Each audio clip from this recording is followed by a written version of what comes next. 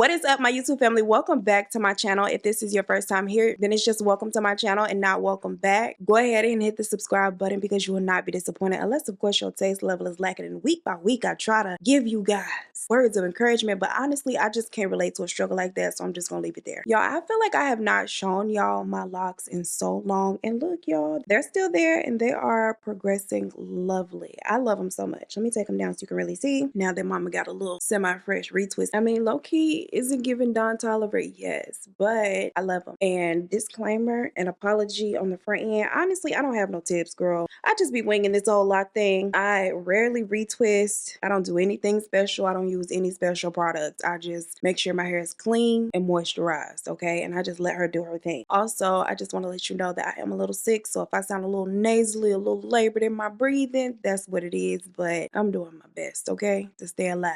Without further ado, let's get into the details of the case I will be going over today. Look at y'all's knees. Not you settle down and hear what happened to, girl. Mama said she want to be a little more comfortable than that. Alexandra here grows up in Vancouver, Canada after her parents migrate there from Yugoslavia. Alexandra grows up with a pretty typical childhood, and she grows to be a very tall, elegant, sweet, charismatic young woman. It is no surprise to everyone when she enters into the 1985 Miss Canada competition because she definitely gives pageant girl for sure. She has no problems making friends as people are typically drawn to her, and neither does she have an issue attracting men who flock to her not only because of her beauty, but because of her charming personality and her great sense of humor. Now, for work, Alexandra is a dental assistant. Not necessarily something that was her own passion, more so something that her parents approved of and felt would supply her the financial security that she deserves. And speaking of said parents, she and her mother are very close. They've always had a really great relationship. They do a lot of shopping together. They talk on the phone daily, and on the weekends, they attend the local open houses, admiring them and manifesting that one day they would own one themselves. Now, while out in one of these open houses, they overhear a woman in a different room speaking their native language, and they have to introduce themselves. It is Yelka and Sam Pesek that they hear speaking their native tongue, who have also migrated here from Yugoslavia. And Yelka is actually very close in age to Alexandra's mother. Having such similar backgrounds and equally excited about meeting someone from home, they instantly hit it off. Now, as they are there chatting it up about their experiences, Alexandra makes mention of car trouble that she's been having lately. And what do you know? The Peseks actually own an auto repair shop. They insist that Alexandra bring her car by for quality service at a good price. They tell her exactly where the shop is located and that she should ask for Joe when she gets there and he'll take care of her. Now, Joe is their 27-year-old son, and Yelka, like most, is completely enamored by Alexandra, and she is certain that her son will be as well. Alexandra takes her car to the shop. She asks for Joe, and not only is Joe smitten by her, she is actually smitten by Joe as well. It is like love at first sight, and from the moment they meet, they basically become inseparable. They both have an affinity for good food, and they go on many dates, patronizing the finest restaurants in town. Joe also has a motorcycle and takes Alexandra on these romantic rides around the city, and she loves them. It is not long before the two of them are madly in love, and their families could not be happier for the couple. Yelka is especially happy about the two of them hitting it off. She has found the perfect woman for her son. Alexandra is beautiful, she's bright, they share the same culture, and Alexandra comes from a family with values much like their own. So Yelka is happy about this. Yelka could not be happier. And Alexandra's parents, they equally like Joe for their daughter. He is a sweetheart. He treats her with so much love and respect and regularly shows up for her with flowers just because. And after just a month of dating, Joe proposes to Alexandra and she eagerly accepts. It's fast, but is it really? when you can just feel that this is the person for you? And what are the odds that they both migrated from Yugoslavia, they're around the same age, and they're at the same place at the same time to have met there in that open house? It just seems very meant to be. But unfortunately, this chance encounter will bring about the exact opposite of what everyone is imagining. Alexandra is floating on cloud nine after her engagement, but her state of euphoria is first disturbed by her mother-in-law, Yoka, who wants to be a little bit more involved in the planning of the wedding than Alexandra would like her to be. And it's not that she does not want suggestions from Yoka, it's Yoka's persistence about these suggestions after Alexandra has made it clear that, that's cute, girl, but I have a different taste, or, I would like to explore other options. Alexandra is not really seeing Yoka's vision, and this brings about a little bit of friction between the ladies. Yoka is very opinionated and she feels very strongly about these opinions. Yoka likes the dress that she picks out for Alexandra way more than the one Alexandra likes for herself, and she voices this. They disagree about flower arrangements, colors for the wedding, the menu, all of the decor, chairs, tablecloths, all of the things, right? Joe does not really care that much about it, and Yoka feels like her opinions, her input should be valued as the mother of the groom. This really frustrates Alexandra, and she is even further frustrated by the fact that Joe seemingly is unbothered by his mother's meddling and doesn't really speak up for Alexandra in the ways in which his mother makes her uncomfortable. She does not want to fight with Yoka. She does not want problems with her mother-in-law. She just wants peace and for Yoka to back up a little bit. He does make promises to talk to his mother about the issues and ask her to ease up a bit, but it never happens. At least it doesn't seem to, because she does not ease up. It gets to the point where Alexandra is contemplating whether or not she wants to go through with this wedding. A lifetime of this is not something that she is sure she wants to commit to. But when she voices these concerns to her own parents, they encourage her to see it through. Maybe Yoka is excited about her son being married and having such a wonderful daughter-in-law. Maybe she's just, anxious. This perspective soothes Alexandra a bit and eases her worries. Maybe so. Maybe they're right. She decides to continue with the wedding, and on June 11th of 1988, Joe and Alexandra officially combined their families. It's a really beautiful day, and even Yoka is behaving. After the wedding day, the two of them honeymoon in Hawaii for a week, and it is perfect. But when they return home from their honeymoon, Alexandra realizes that unfortunately her parents were very wrong about Yoka simply being excited. She does not change for the better, she changes for the worse. And her meddling in their relationship only intensifies. And once the two of them combine their finances, Alexandra realizes that Yoka's meddling is a lot worse than she knew. He still works for his parents, of course, at their shop, and that's fine. But what's not fine is, in addition to his paycheck, they also give him instructions on how to spend said paycheck. They are completely in control of his budget. Now, this is something that maybe made sense to her with him being a young single man, but at the point at which he has a wife, this should stop, and it doesn't. Controlling his budget feels like they have way too much control, way too much involvement in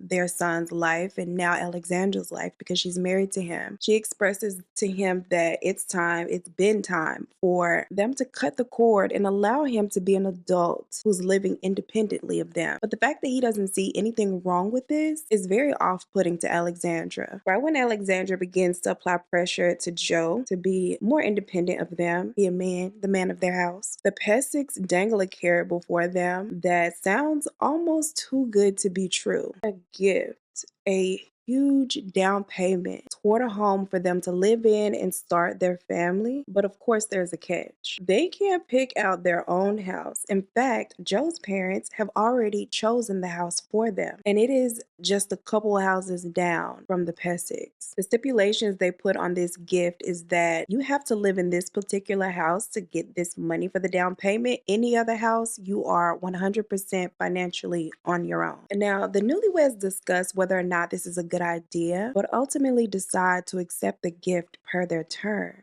And right away, Alexandra is paying for their decision. Yelka drops by the house unannounced all of the time. Sometimes she'd have groceries, sometimes she'd have clothes that she had picked out for Alexandra that she thought she'd be nice in and she'd like to see her in, despite them not being Alexandra's personal style. Yelka attempts to be very involved in the decorating and furnishing of their new house, and again is very vocal about her disdain for Alexandra's personal choices. She'd often make comments about how things could be better, and she would often come and rearrange little things in the house to her liking. And once Joe's home life becomes a bit uncomfortable for him, he begins to speak up toward his mother. And at this point, his home life is uncomfortable, his work life as well is uncomfortable, because he's hearing it from his wife at home, and then at work he's hearing his mother complain about his wife and her attitude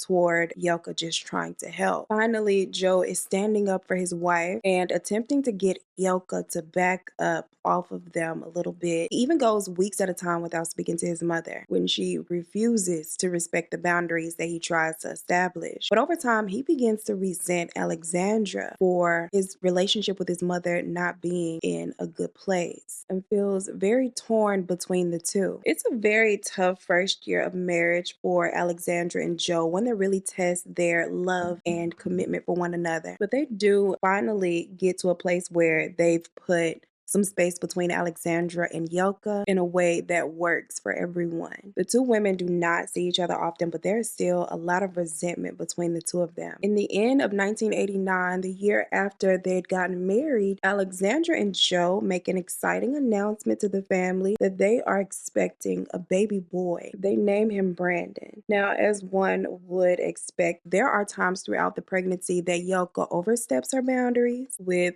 unsolicited and unwanted baby advice, but for the most part, she tries to keep it cute. It is not nearly as bad as it was during the wedding planning. So for that, Alexandra is grateful. Alexandra gives birth, and the two of them are really trying to find their way as new parents. And after months of long nights and very hectic days as new parents, Joe plans for a very romantic evening out, just him and Alexandra, so they could have some alone time. And he has arranged for his mother, Helga, to keep Brandon. Alexandra prepares a couple bottles for baby Brandon, and she also gives Yelka his feeding schedule. Yelka suggests that she brew tea from their home country to help him sleep closer to bedtime, but Alexandra urges her to just stick to the milk and to the script. No tea, no improv. She doesn't know if her baby will have some sort of adverse reaction to this tea, and it's just not the time for them to be testing the waters.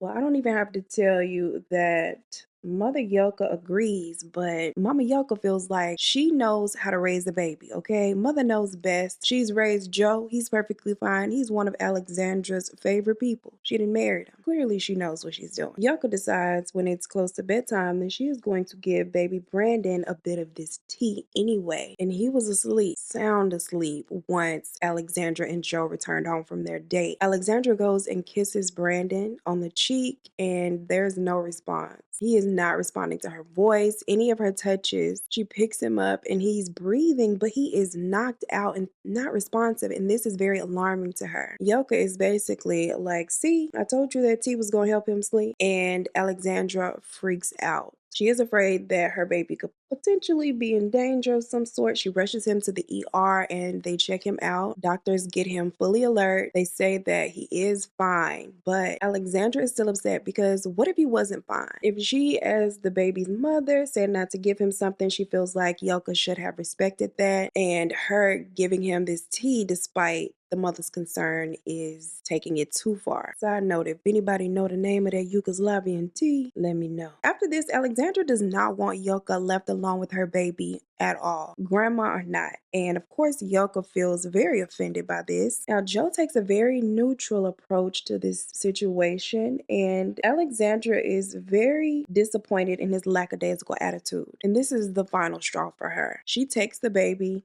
goes to stay with her parents, also meets with a divorce lawyer. She tells the attorney that she feels that his family poses a threat to their child. Not only had Yelka provided their baby with a drugged T, she was also a thief that has been banned from several establishments around town. So not only is this woman unfit to be around her child, his father, Joe, refuses to fight for their child's safety. When the divorce papers are served, Joe and his family are shocked by the claims that she made, and they accuse, well, his parents accuse Alexandra of plotting this all along, marrying into their well-to-do family, and then running off with a portion of their fortune. Quiet as it's kept, though, the allegations of Yoka being a thief were true, and the Pesics did not really have it like that, hence the thievery. They're comfortable for sure, but they're not wealthy or rich to where this claim would make much sense. In reality, Alexandra loves Joe and would like for this to work, but she knows in her heart that he'll never stand up to his parents and put her and Brandon and his little family that he's created first before his mother and father. And she is not willing to raise her child in this stressful environment playing tug of war with his mom. Things very quickly become ugly between both families. Joe's family pushes him to fight for custody of their son Brandon. They fight over ownership of the home and just about everything else that they've acquired in the short time that they've been married. Joe contests just about every request that is made by Alexandra, and his mother Yelka is right by his side throughout the entire process of litigation. Now, his parents feel that he is owed the house because they put down such a significant down payment. I saw some articles say it was $50,000. Some said it was a little more. I'm not exactly sure for certain the amount, but it was significant. And so in their mind, for this reason, he had rights to the home. But in November of 1991, when their divorce is finally finalized, Alexandra is awarded full custody of their son Brandon as well as ownership of the home. They also award her child support, as Yoka sees it, or at least as she tells it, child. Divorce was the ultimate betrayal. So Alexandra doesn't deserve to walk away with anything. Their son, the home, child, the cars, nothing. And yet she has made it away with everything.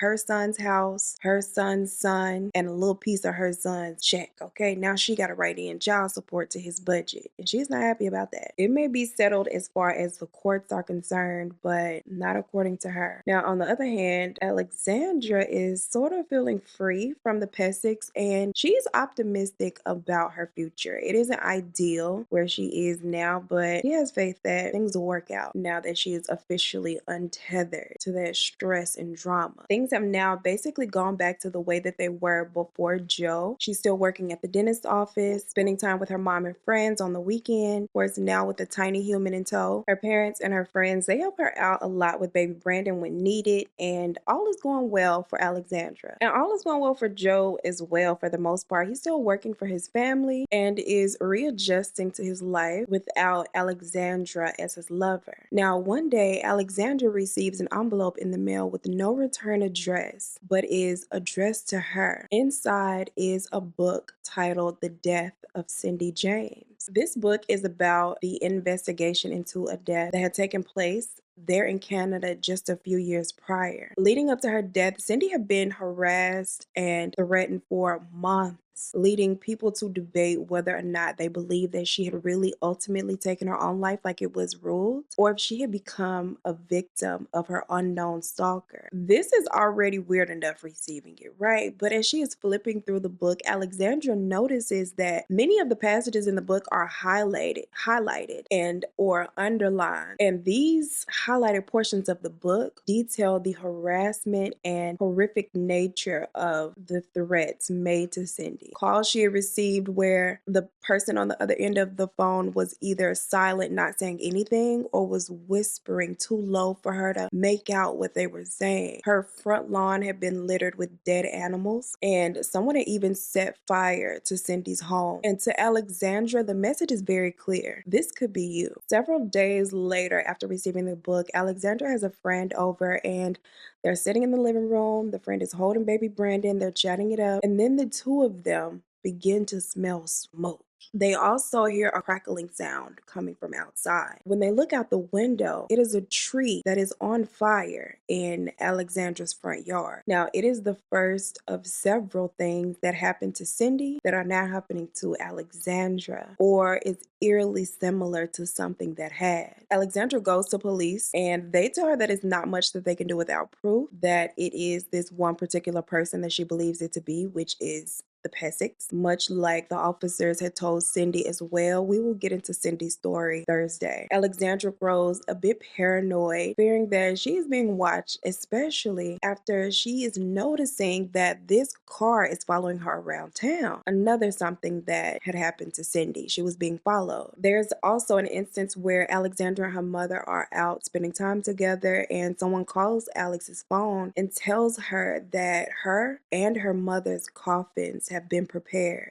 She tells her friends about it, her family about everything that's happening, and lets everyone know that she believes it to be the work of the Pessicks, and she fears that they might actually want her dead. She does not put a little murder plot past them. But unfortunately, the police are never able to link the Pessicks to any of the harassment that she is now experiencing. Dissatisfied by the answers that she is receiving from police, Alexandra decides to hire a private investigator to do a little reverse stalking and keep an eye on the Pessicks. Stalk my stalker to find out who they are. If it's not actually one of the Pessicks themselves, she is hoping that she can at least get photos of who it actually is, receiving payment from the Pessicks, or meeting up with them to prove that there is a connection and they are orchestrating this harassment. She had actually gotten the license plate of the person who she believes to be following her, so she gives that to the private investigator as like a little head start, and they quickly take that lead and get to work. August 5th of 1992, days later, Alexandra and her co-worker are leaving their job and walk into Alexandra's car at around 6 p.m. Bernice, the co-worker, gets into the passenger side seat and Alex gets in to drive. Now, Bernice reaches down to put her gym bag on the floor of the car between her feet, and as she's kneeling down, she hears several gunshots ring out. She instinctively puts her head down further to duck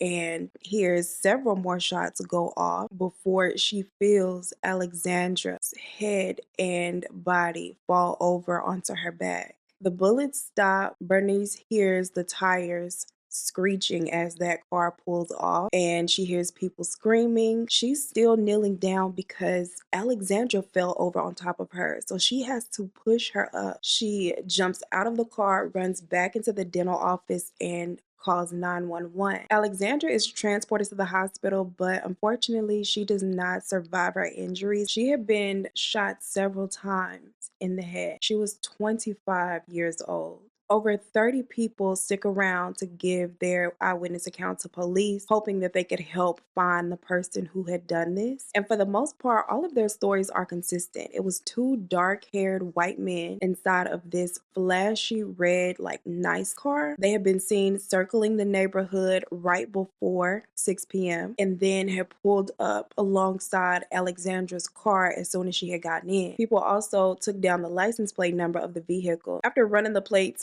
police find out that this car had actually been reported stolen several days before. It's very obvious to them that she was the intended target, and as they're speaking to her friends and family, there is one common denominator as far as who they should have their eyes on as potential suspects, and that is the Pessick family. They question Joe, and he immediately provides an alibi. He and Brandon were at a swimming pool miles away, and he had a receipt for his admission to the pool that had a timestamp proving that he was there at the time of the shooting. They find his demeanor to be very unusual. He's very calm and emotionless for someone who just found out that his ex-wife, very recent ex-wife, had been ambushed in this way, unless of course he's not just finding out. Despite him having this receipt, they keep him on the list as a suspect. When the private investigator that Alexandra had hired finds out about what had happened to her, they reach out to the police handling the investigation to give the information that they have found. On the day that Alex had been ambushed, the private investigator was out watching the Pessicks. Joe had picked up Brandon at 5 p.m. to go out to the swimming pool, where he did remain and swim with his son for the duration of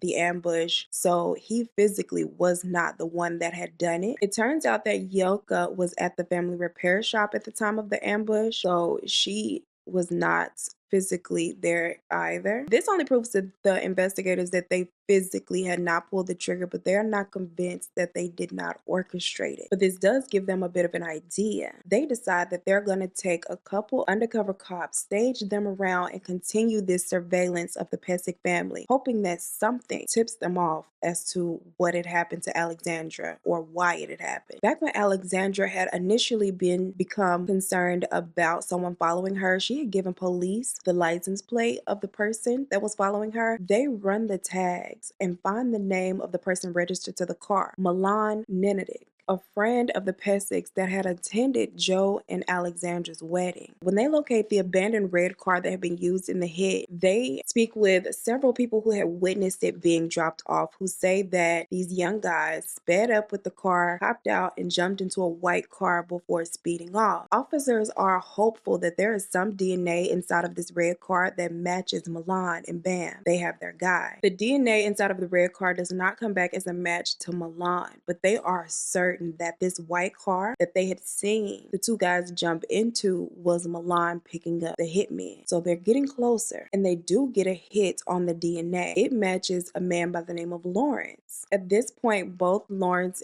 and Milan are put under surveillance. And just 5 days after Alexandra's death, Milan is spotted pulling up to the Pesek home, but he does not go to the front door like a normal person. He gets into the back seat of Yelka's car and lays down like he doesn't want to be seen, which looks really weird. So they continue to watch, of course. Minutes later, she comes out of the house, Yelka, and she gets into her car and she drives. And the undercover cops obviously follow her to see what's going on. She pulls up to a shopping mall, and at 2 different times, the two of them get out of the car, go into the mall, and at 2 different times the two of them get back into the car. Milan first, laying back down in the back seat, and then Yelka driving back home. The police pull up right behind Yelka into the driveway, and as Milan is getting out of the back seat of the car, $30,000 in cash falls from him. They immediately arrest him on suspicion of Alexandra Pesek's murder, and they also arrest Yelka and search her home. Now, inside of the house, they find a handgun inside of a Crown Royal bag. Very ghetto. Inside of this bag is also a box of shells with 6 bullets missing. And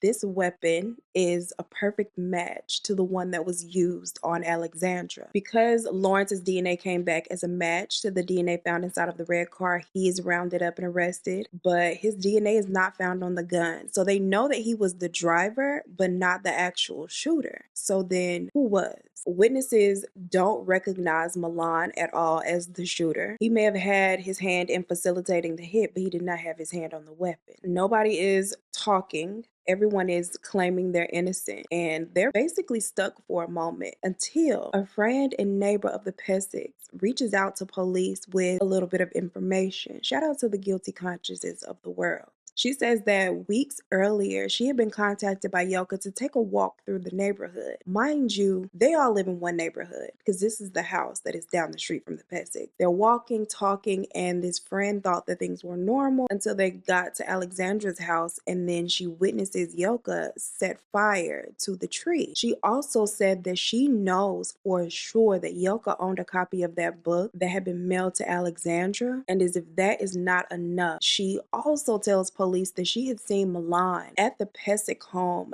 days before the shooting. She was coming to the Pesek home and she heard Yelka say to him as he was leaving, "That's good then. It'll soon be over." Police find within the Pesek home a piece of paper with a name and an address written on it, and they decide that everything could be a clue at this point. They go to the home of this person, David, and although he is not home, his messy roommate is. The roommate tells police that David just cut his hair, like he was just in there shaving. and didn't clean up all the shavings. So the roommate hands over pieces of the hair that David had left on the counter, and it is a match for the DNA found on the weapon and the second person's DNA that was retrieved from the red car. So now they know for certain that David is the shooter. They get in touch with David's girlfriend, who agrees to wear a wiretap, and with that they're able to get a recorded confession about his role in the plot as well as everyone else's. As police had suspected, Yoka had grown to hate Alexandra, so much so that she wanted her dead, and done so in a very cruel recreation of the Cindy case. She wanted Alexandra to know exactly what was going to happen to her, start to finish. She hired him as the shooter, Lawrence as the getaway driver, Milan to help facilitate. She was very clear with them that she wanted it done publicly in broad daylight and in front of an audience. And this confession, along with the DNA, is all that they need to seal the case. The three men, along with Yoka, go on trial in 1993. All are found guilty and given the maximum sentence possible for first-degree murder in Canada at the time, which was only 25 years. No charges are ever brought against Joe or his father. There was nothing suggesting that they had anything to do with it. The police couldn't prove that they had any knowledge or involvement to any degree, but of course a lot of people have their suspicions. Child, am I people? Probably. Alexandra's mother is given full custody of Brandon, Joe, and Alexandra's son. Joe allegedly never sought custody of his son after Alexandra's death, nor has he tried to make contact with Brandon, which I found to be very odd.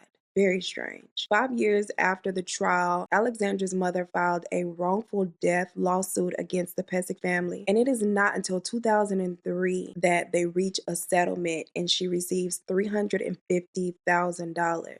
On Brandon's 19th birthday in 2008, he is gifted $183,000 by his grandmother. It was said that she had been using $350K to take care of him and just gifted him the remainder of what was left once he turned 18. And that same year, Yoka applied for early release and was denied. And hopefully she continues to be denied even after the 25 years. I really wonder, I think Joe knew what his mother was up to and planning. I'm sure she had assured him that she would take care of his problem. Or if he didn't expect that she meant by taking it that far and that's why he never reached out to Brandon after the fact or tried to gain custody. I don't know. I want to know your thoughts. Let me know what you think. Do you think he knew and felt guilty? Why do you think he never sought custody of Brandon after the fact? Maybe it's because he never wanted full-time custody on his own. He was only going for it because his parents were urging him to do so. I don't know. Or do you think he felt guilty and so that's why he felt like, I'm just gonna leave this kid alone because my mama is a horrible human being and it's robbed him of the opportunity of having his own mother. At this point, Blue is competing with me in the background with his snoring, so I'm gonna ask you to like the video, share the video, let me know your thoughts down below in the comment section. I'm about to get in bed. I feel terrible. But yeah, I'll be in bed reading your comments. As always, I appreciate you so much for spending your time with me, and I look forward to seeing you in the next one.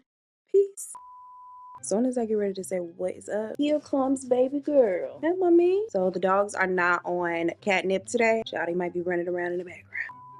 Say hi. She's looking at herself in the mirror. You are so funny. That's you, looking crazy as can be. You're cute though. Like, are you disappointed that that's how you look? You look cute. Or maybe you should say, oh my goodness, I didn't know I was so cute. Alex makes and takes Alexandra's family. Alexandra's family.